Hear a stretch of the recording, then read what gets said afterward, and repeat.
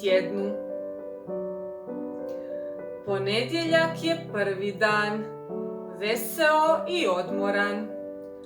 Utorak za njim drugi, voli igru vugi vugi.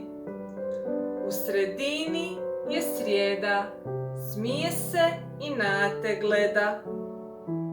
Četvrtak je dan četvrti, često voli da se vrti.